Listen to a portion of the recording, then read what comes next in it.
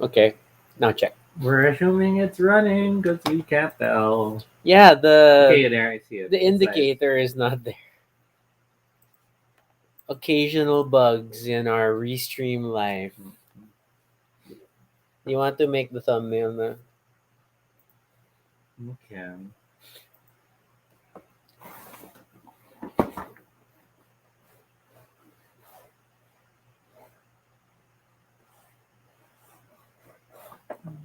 How about the other way? Show the light a bit.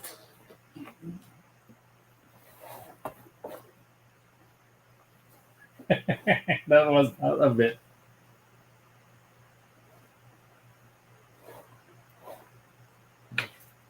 Okay. It's really better when tilted. Mm-hmm. Okay, ready?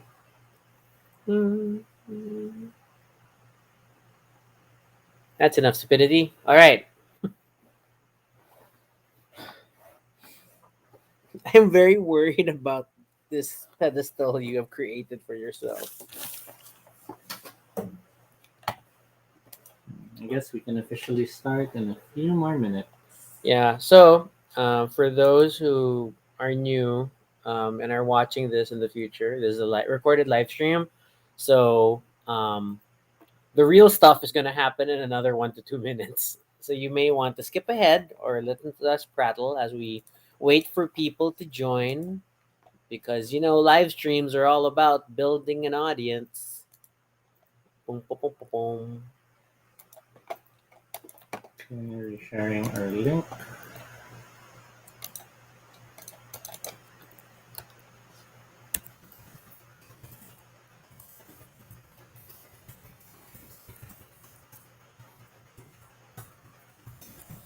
Okay, I see our live in Facebook. Be sharing it as well.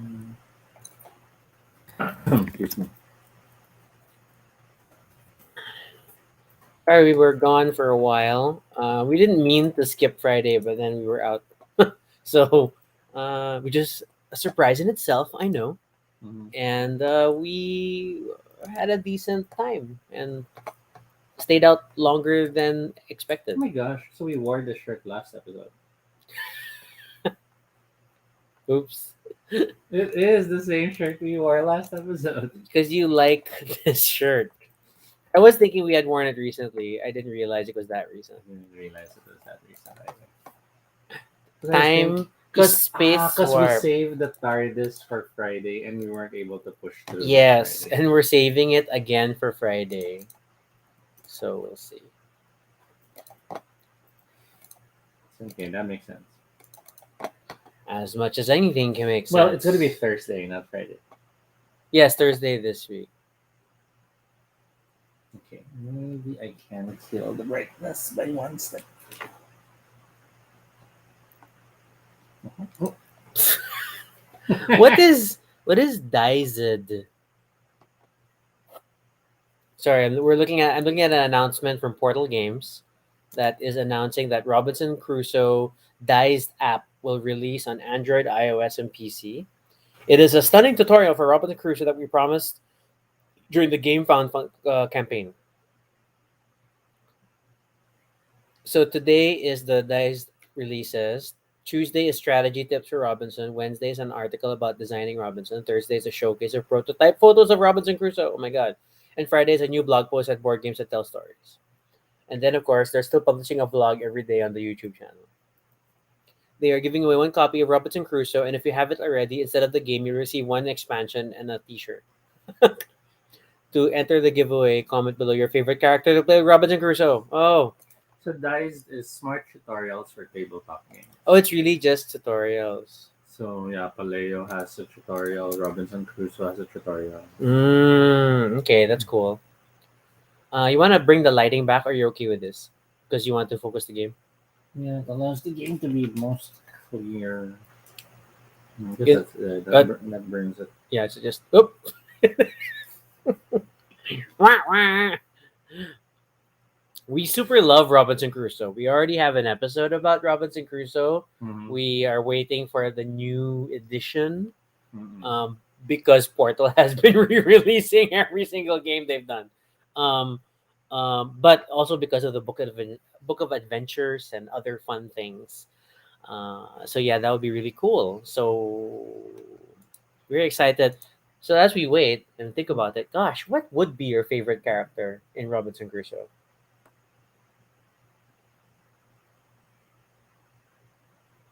Bum bum bum bum bum. Because we've always stuck to the four: the The main explorer, the ones, carpenter, the cook, and the soldier. yes. We haven't really explored the new characters. Because the other ones like the gamer, and then Mhm. we have the sailor. The sailor was okay, Mhm. but the core four, admittedly, like already give you so many angles to attack the game, and I feel like the original four characters, um, most align also with like the things you typically do, which is gathering, Yeah, exploring. they're already honed down to the basic gameplay. Yeah. So So, at least, okay, if we stick to the four, what would your answer be to Portal Games' this question? hmm, I'd probably choose the carpenter Really, not the cook? because sometimes you're willing to starve, but you always need to build. The clincher is that cook needs the darn pot to be like maximum, whereas the carpenter, at least you get the carpenter is the one that gives you the trail, The wood. right? This no, that's the explorer. Suddenly can't remember. And I feel like the carpenter gives you the yun nga, kasi it's the map thing which gives you that one additional The resource. shortcut. The shortcut. I think. I don't know. Oh, now I'm going. Ah, that's gonna be a problem. I'm gonna want to bring up the game just to answer the question. Yeah, I think the explorer gave you the map. Mm. Or was that a basic item? See, now we're confused. They tend to be both. Excuse me. So Dice seems to be a browser-based system as well, because it seems to be allowing me to load the browser tutorial. Mm. Interesting.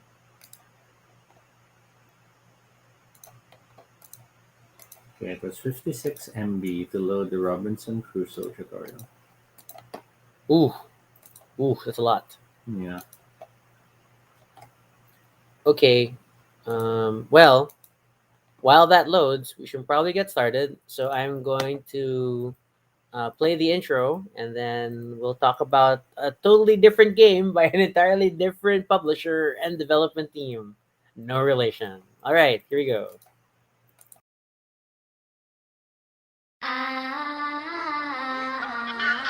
Oh yeah! Really right!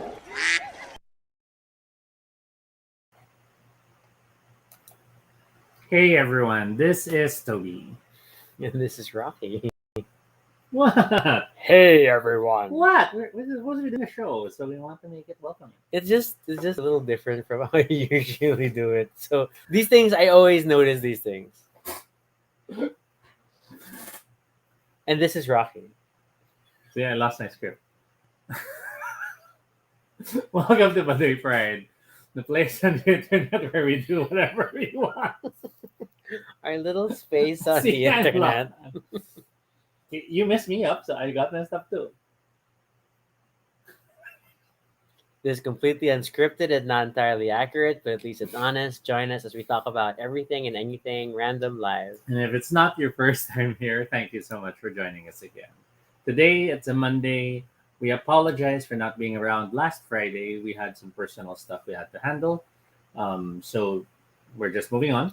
And we are covering the river.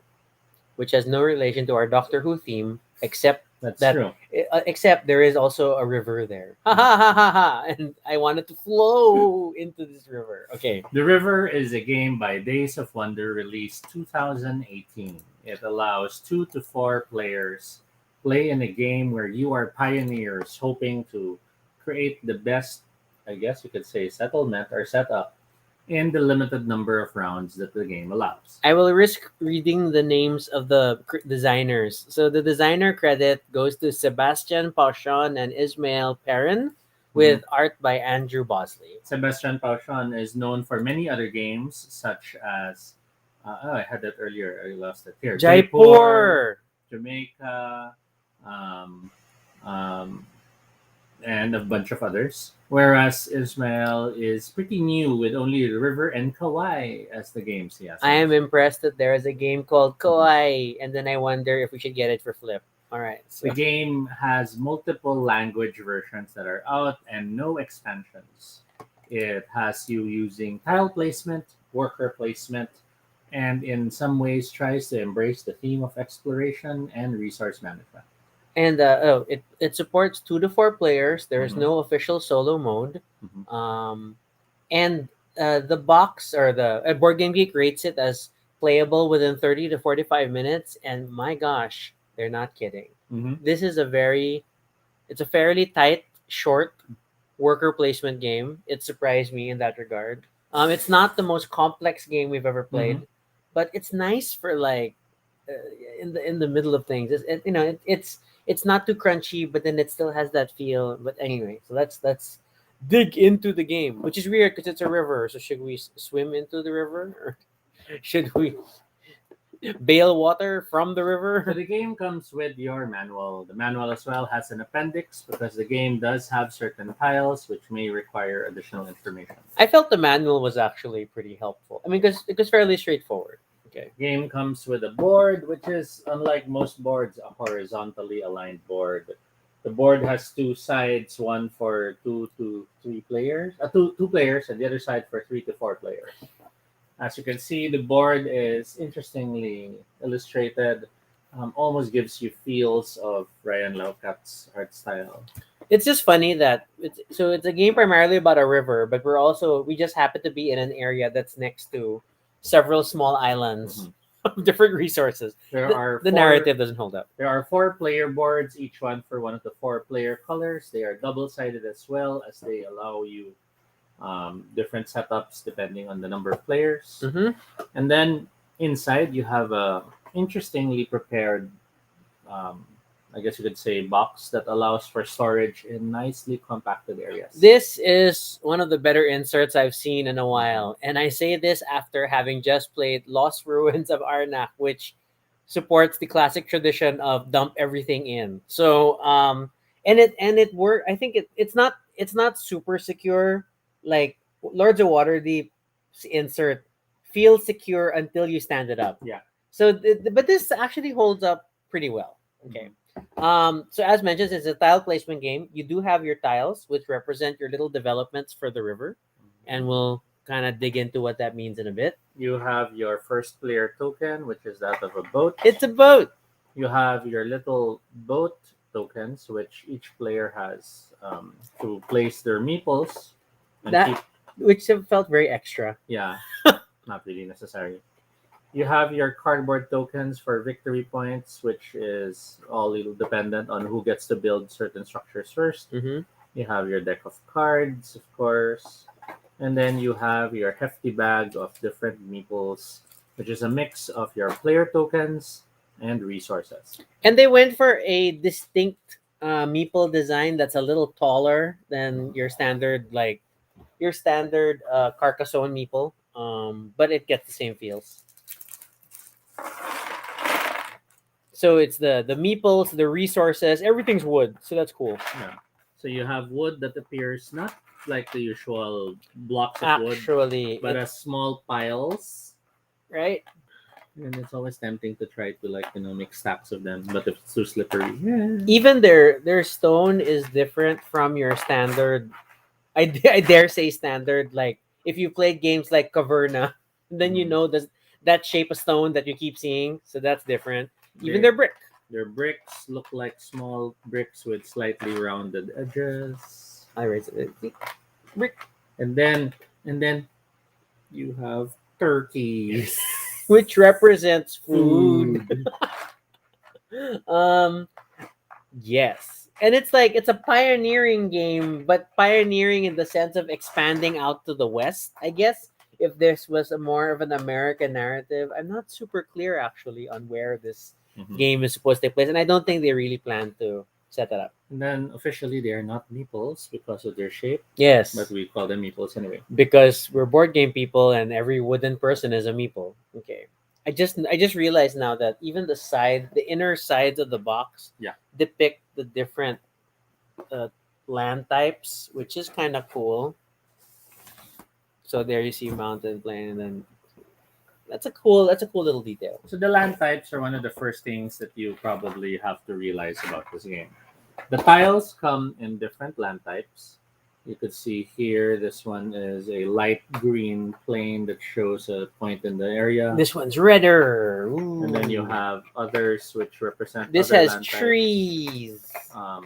This one's more gray, which shows you mountains. Later on, there are land types that are split as well, Ooh, 2-in-1. such as this one, wherein it's red and yellow in one side. Because a fringe event is happening. And the land types are important because that ties to one of the first aspects of the game.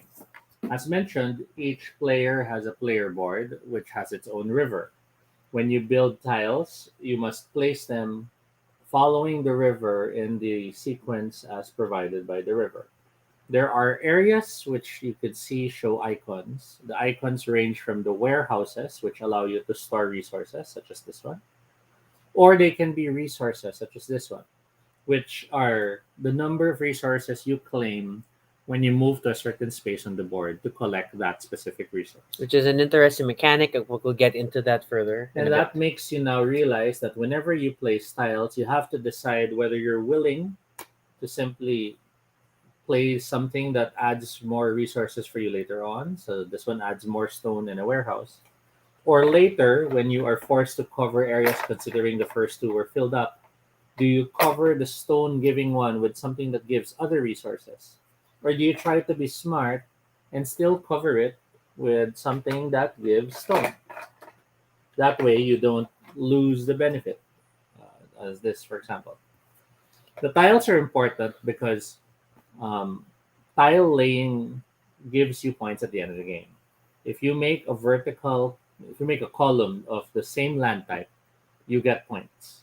If you have, you get more points. yeah, you have more points with more of those, and by creating those sets, if you play it smart, then you can rack up the points. But given you have to fill them in that sequence, that can be tricky. And then in addition, well, first, cute the little art, like they all include the little river snippet on top so that it merges with your player board. So that's kind of cool. And then there are some spaces that have the outline of their sort of meeple analog, which represents people you give up because they permanently settle along the river. So as you develop your tableau, you will eventually lose workers, which is kind of tricky. And then so you may have fewer actions Yes. later in the game, but you'll have a more developed board. This is one of those games where rushing to build and fill everything fast might be detrimental. And then some of the tiles, apart from resources, can give you end of game points. So you're trying to map out, like, ooh, will this help me if I play it as my first tile, so on and so forth. Some tiles give you points by having more of a certain type. Other tiles give you points by having certain resources, and so on and so forth. Yeah. So it's that alone, it like gives a lot of strategy, and then you have sort of the weird area on the side, which you get to place victory point sort of equivalent markers when you build particular buildings. So there are building cards in the game, and then they typically have a requirement, like this needs 6 brick to build, or this requires 2 lumber and 2 stone. And when you build them, the card itself gives points, and then you will tuck it under your board, hiding the point value, and then you'll get to claim the highest point tokens that's still available, and then you hide it. So there's a pseudo hidden point mechanic that later is counted at the end of the game, and it only in one of the spots where you see that there is a person icon, you get a person, one more person added to your set. Yeah. That it would help to point to the one with the person. Okay, so and that's you already get a taste of like what the actions are, Mhm. but we haven't really talked about everything in detail. But that's the extent of the player board, and trying to balance things out, because like you could have lots of resource producing icons, but if you don't have enough warehouses, you may not be able to store them all, then you're just wasting stuff. And then at the same time, you might be eager to put point scoring icons, but they're only scored at the end of the game, and then suddenly you may find yourself without resources or warehouses, Mhm. and then you'll really slow down in terms of your development. Now let's talk about the actions on the main board. Let us open the four-player board there. Ta-da! Okay, the easiest part to discuss is the middle, because that's where all the resources are, which are the smaller islands. Basically speaking, the rectangle spots there are number of player tokens that can visit the island. When you visit the island, you don't necessarily get a resource, but you look at your own board, count the number of those icons in your tableau, and gain that many of that Mhm. particular resource. So just because you went to the brick island doesn't mean you're going to get brick. If you need to have brick icons in your tableau. Your Mhm. starting player board has at least one of each type, Yes. and then it's up to you to develop further. It's the same for lumber and for stone. The only difference is food, which is that open prairie field where you see that there are no player spots because you can go here as often as you want to get food. And food is really a wild resource that can count as any of the other Mhm. three. The caveat is that it sort of has what we end up calling the monopoly rule, where you are limited by the number of resources on the island. Mhm. So depending on your player setup, you'll be instructed to how many to have there. If there are none available and you take the action, you get nothing. Mhm. So getting resources is going to be important for building buildings and all these other things. But that's the first thing to consider. Okay, where do you want to go next on this map? Well, we Um, have the four resource spots here. yes. Then you have the two other spots. One spot allows you to build a building, and the other one allows you to reserve. I Bu- know. Sorry. Uh, build a building, and then the other one is build a building card that you reserved with a discount. Because to reserve a building, it's the island on the oh yeah. far side. So what's the difference in the two? And notice that there's where's my finger there. These two are the stacks where you put the victory point icons, um, highest to lowest. Mhm. So regardless of which option you take, if you score a building, so you can build a face up building in the marketplace, um, surrender the resources, take it in, put it to your tableau, whatever, get the scoring token, then you're good.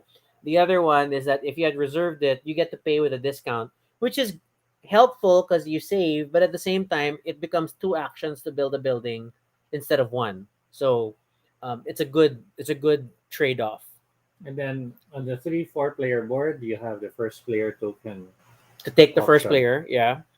And then the last option here is the option to swap any two tiles in your tableau, which is great when you may have been eager to purchase a tile, but then later on you need to reorganize Mhm. because you want to maximize points in those columns versus what was organically grown along the river. So here we can see the area where the building cards would be displayed, hmm and then you have the spot where you could place your worker to reserve a card. Yeah, so reserving it, you just take it onto your side, and then when you can finally build it, then you take the other action. So it's interesting that there are always going to be at least, well, 3 to 4 buildings, depending on which side of the board you're Mhm. using, that are available for building. So you could just gather resources and try to prepare, Mhm. but you're also telegraphing your move so that people will know what you're preparing But it for. allows you to block people who are planning to get something. That's true. So it's tricky. Okay, then the last part, which is like the main part of the game, is the tile building portion. And you'll notice the rectangles here are color coded. So they made sure that every player has the option to build up to add the two tiles to their river tableau. Mhm. This part just tells you have two face down stacks, but it's just totally random, and you may or may not do it because the stacks can totter over and fall. And then of the 8 boxes at the bottom, you'll notice the ones that have the smaller square. Those are the ones that should have content at the start, the first round. Yeah, there's a weird drafting mechanic at the very beginning of the game, and then you get on to the rest of it. So, but ultimately, you'll be choosing when you send a person here. There's no cost to develop because you just these are things you just find sort of Mhm. along the river, and then you just add it to your space. The only condition is that you have to follow the river of your player board, strictly in that order, and it snakes up and down, across your player board, and that's So that's pretty much it. practically it, which That's is the kind of river. crazy. So, you naturally in the beginning, you're going to want to gather river tiles because it will improve the amount of resources you produce and warehouses to store them. And then later on, but why are you gathering resources? You're gathering resources to build buildings, which will also help you develop Mhm. your settlement. And the game end trigger is if someone fills up all 12 spots of their river board, Mhm. or if they achieve all four buildings on the side. Mhm. One or the other, it triggers the end of game. Well, And 4 in a 2-player game, 5 in a. In, yeah, sorry. Yeah, depending on player, but basically you build the number of buildings on the side, Mhm. and my gosh, that happens very quickly. Like we've had games where like we could rush the first three buildings and then we hang back and like let's play a bit longer because we don't want it to end. And so more often than not, we've had games where our tableau is either our tableau is about to be filled or the buildings are going to be filled, and then one or the other will happen. Mhm. And just to maximize things. Um, yeah, so it's weird. The game only has a 6.6 at the moment on Board Game Geek, and I understand it's a little middle of the road Mhm. because again, not the most complicated thing, but also not the easiest. The rule book is very helpful. It's enough to get you set up. There are a few community tutorial videos. I didn't see an official how it's played video, but they're enough to help you learn the game. Um, but it's nice when you don't always have time for something big like Caverna or terraforming Mars or whatnot. I Mhm. mean, like the big sprawling games with lots of components, and you want sort of a similar experience, which still has fun components, um, and then you just play on the fly. As worker placement games go, this is a good introductory game for people who don't own Lords of Waterdeep. It I was offers gonna ask how do you compare it to Yeah, Lords of it Waterdeep? offers a nice level of building and construction, of mapping out your resources, of making decisions on where to go first. But it also removes the player direct to player attacks that Lords of Mm, Waterdeep the has. intrigue cards. This game is also an interesting way to get into tile laying for people who are not used to, or for people who have not invested on Carcassonne. Carcassonne is still a more brilliant tile playing game, but if you don't own it, or if you're afraid of having a game that's purely about remembering all the rules and then playing, this allows you an easier way in because there's only two main rules to think about when it comes to laying the tiles, which is you want that column to match, um, and The um, icons to make you want sense. the icons to make sense. So beyond that, it's pretty simple. If you like this game but felt it was too simple, you might want to consider games like Kalos, which still has a road rather than a That river is that true. forces you to build in a certain way, and also has you managing resources. But if you do really find the interesting constraints of building in a certain way to be part of your worker placement experience, I think the best next step up is Lowlands. Oh, damn lowlands. With a more flexible board, because you're not following a pattern. Although you can't let your sheep run away. Hmm. I get that. I get that comparison. Part of me wanted to, of course, and I think about rivers and flow. Now I'm starting to think more of things like Brass Birmingham, Mm. but it's not like super. It's a different gameplay style, and it's Hmm. definitely several levels up. So I do like the river now as like potentially, it's not quite gateway, but Mhm. it's the kind of game that you want to share with friends and family to encourage them to go further into the hobby. Like you've already played your Azules and your Splendors, and Mhm. they have been delighted by abstract reasoning, and now you want to like, hey, let's try deeper games, or let's try go other things. The river has a nice mix of mechanics Mhm. that can bridge into other types, as Toby explained. If they just like the tiles, it becomes maybe a Carcassonne thing, potentially Suburbia even. If they really like the worker placement thing, then you can go into Lords, then you can go into other stuff. So I it's just wish nice. this made sense. Yeah, so each player gets a color-coded boat icon, and the main purpose of the boat Is icon to place your workers is on to it, put your workers before you take action. which is something that they could have simply had on the player boards. Yeah, it could have just been a boat there. So I don't get the need for this. If it was an attempt to make it more visually interesting or Instagrammable, as they call it, this doesn't do it. Because it's also too big for the river graphic on the player board, so Hmm. you can't necessarily depict them going down the Hmm. river. It's too big to show on the action board because the river size is still pretty And it's narrow. too small to put all your resources in if you want to make it feel like you're carrying it. Yeah, I So mean, yeah. like we have seen a similar boat tile in the village expansion, the Mhm. village port, and that one still worked as storage. It limited how many goods or people you could carry with you. This is strictly just a place to park your meeples Mhm. between turns. it, it's okay, it's cute, but and given everything they put in, this is what they decided to invest in. Okay, Days of Wonder. Otherwise, the game is pretty smooth playing. The rules are not hard to remember. The opportunities for coming up with little strategies is exciting.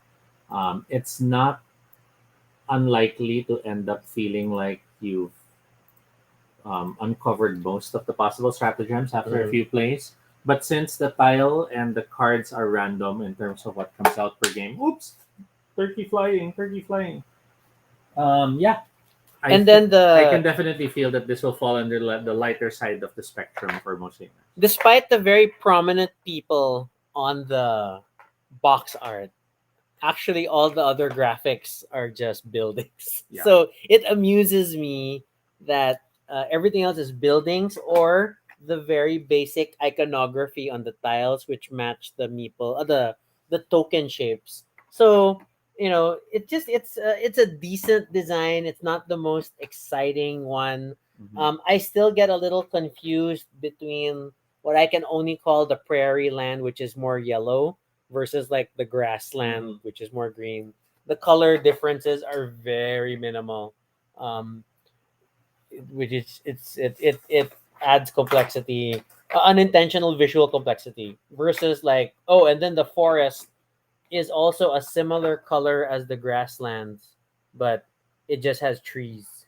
So um, the game makes a lot of use of iconography, which makes sense for sort of making it more language neutral. Mhm. Hence, the appendix at the back of the manual reminding you about what all the different things do. We've played this a couple of times already, and we still keep checking back, mainly for the special tiles like this that either give end of round rewards or end of game rewards. So like this one, it's not obvious. That is the boat. That is a curvy arrow around the boat because something happens at end of round. So yeah. Okay. Things about strategy you want to share, or you think what can we share about how to tackle the river? Watch what your friends are getting in terms of resources so you can reserve the building they were hoping to buy. What? That's your first tip. Yeah, Your first because tip there's no way is to how to get play like because Toby. there's no way to get rid of resources in the game. So if they've been stocking up their storehouses with resources, the only other way they can get rid of it is to throw away resources for a wild resource, which is painful to do after spending turns getting the resources you wanted. What's the conversion? 3 to 1, 2 to 1, 3 to 1. 3 to 1. Ugh. Three for one food, which is the wild. Yes. Yeah, yeah. So it's a lot to give up. That's a lot of work, especially in the early rounds. You're Mm-hmm. probably getting 1 to 2 resources max per type. Mm-hmm. So that's valid enough. And then um, with this, don't forget that there is the option to swap tiles. Mm. It is one of the least utilized spaces in my experience, Yes. because a lot of people obsess with building already in order. So, like if you do, I don't know, red, yellow, green forest, then you're always going to only wait for that tile. But because the market sort of tiles resets Mm-hmm. entirely every round, um, sometimes it's hard to wait, especially if you're competing with other players. So you may want to just get the ones that you want that are helpful to you now, and then use the swap tile option to fix it later. The only warning for that is that if you wait too long, though, you may have too many swaps to do, and then you may not have enough actions to do it. But it's an interesting option. Don't forget about it. What else, Toby? So storing resources is always in your warehouses. So you have to pay attention that you might already filled it up with resources, and taking a production action will just be a waste. Um, you may want to consider one of the scoring tiles early in the game Mm-hmm. because it gives you something to aim for. Because it's hard to pivot later on, and then like I got a I got a tile that scores for every red. I just don't have any. So like that, it may not have been the best choice. So Mm-hmm. it I wouldn't, and as much as it hurts not to get resources, especially if it's not going to be one of your first two tiles on your river, which are the blank spaces, you're always going to give something up. Then it might, it still might be a good idea to invest in a scoring tile just so that you have extra points, because the points are very tight in this game between the buildings having similar benefits, and then the victory point tokens also quickly accelerating to Mm-hmm. 0. You'll need every point you can get. Yes. Other tips as you build this tableau with turkeys. I guess the last one I could add is keep in mind that you have a limited number of buildings you can build. So it's very possible to reserve a card you realize you can't build. Or you might end up grabbing buildings too soon and not really want to get the combination of what they do. So, um, in terms of tiles, so pay attention to what actions you're taking because it's not always just grabbing what looks like it has the most points. Hmm. Oh, and then I guess my last tip is don't underestimate the fun of building cards directly from the tableau. Mm, I mean, like it's a lot more comforting to reserve it, and then yes. you're the only one who can build it. But that still makes it a two action move. Sure, you can get a discount, but it's a two action move. So if you've been swimming in resources and the right card shows up in the building market, take the gamble and just build it, Hmm. because it's very optimal, and then you get to slide your thing over, and it's pretty fun. um my last reminder is pay attention to the meeple markers. Mm, It's important to there is that rush to build the first two buildings because you yeah. get the extra worker, but at the same time, as you expand your river, you will lose workers steadily after Yes. the fifth tile. um it's an important trade-off. Don't be afraid of the trade-off, but just keep tabs on it so that your moves make sense. Like I know we one of our recent games, I know you developed your river faster than your buildings, Hmm. and then you were playing with like three for a while, which Yeah. is like a bit of a struggle. Whereas I tried to wait for my second building, but it delayed my river development. So in the end of the game, I didn't build my entire river. So it's a lot of things to worry about. Um, Similar to Azul, the game can go very quickly. The fact that players can get two river development tiles per round Hmm. means that if a player just gets river tiles, the game is over in 6 rounds. Hmm. That's pretty tight. It is rare that it will get beyond 7, I feel. Because People are bound to get at least one tile per But I round. think that was one of the reasons why it has a smaller rating. Because Mhm. the moment one player just chooses to do that, everyone else's plans are ruined. But it's like Azul. If someone builds his one tile row at the top, Mm. it's a 5 round game. So they're just these little constraints that they are what they are. And I'm sorry, I'm only referring to games we played recently. Like we just played Lost Ruins of Arnak. Oh my god, three! It's a 5 round game also. I'm impressed by these games that are trying to explore like tight round structure. We also recently just played Dinosaur Island Roar and Write. Mhm. 3 rounds. 3 rounds to score as much as you can. So I get it. I get there is a beauty in it. There is a delightful puzzle when you are stuck with a time constraint, a round Yes. constraint, and you have to score as much as you can, but also mess up other players and Because, all that fun stuff. because if you really want to play a long game, there's Through the Ages. And if you want something longer, role playing games. You want something even longer through the ages online and you're not talking. Because then it's all like, hey, the turn happened. Is it my turn? All the pitfalls of online board game playing. Hey, I that guess is the that's it. river. Not to Yeah. be confused with Carcassonne the River or Carcassonne the River 2. Darn games named River. Okay. But yeah, I guess that's it. That's our episode on the river. This Thursday, we are continuing with what was supposed to be last Friday's episode, all about Doctor Who. We are moving it to Thursday because we have again something on a Friday night. Isn't it crazy that we have Friday night plans? I know. It's well, the pandemic's still ongoing, so please do stay safe, take care, and have fun. But thank you so much for watching this episode. For questions or suggestions for future episodes, board games that you hope that we can talk about on the show, feel free to send in your requests at bit.ly Baduy Pride Ideas. Naturally, priority goes to games we've actually played. Mhm. Okay. Um, you can follow us on Twitter, Altobi No Shade, RG Sunico. You could also check out our blog, baduypride.com, for all the previous episodes and stuff about Oh, mouse didn't click. There's the blog. All right. us. Then feel free to continue the conversation in the comments below. Let us know what you thought about the river. Do you think there's a space for it in your board game collection, or are you gonna swap it immediately for something else? I would be curious to hear your I thoughts. feel that way about mariposas. Anyway, Dang, did you have to slip that in now? Be sure to subscribe for notifications, whether on Facebook or YouTube, so you don't miss our next live stream. Once again, I'm Rocky. and I'm Toby. And And this this is is. Baduy Pride. Sorry. Wow. Wow, you're really off. Even Baduy I Pride, know. even Baduy Pride, that is literally the show. I know. It's okay, I still love you. This is Baduy Pride. This is Baduy Pride. Are Thanks you for sure? watching. It's Baduy Pride. All right. Good night, everyone.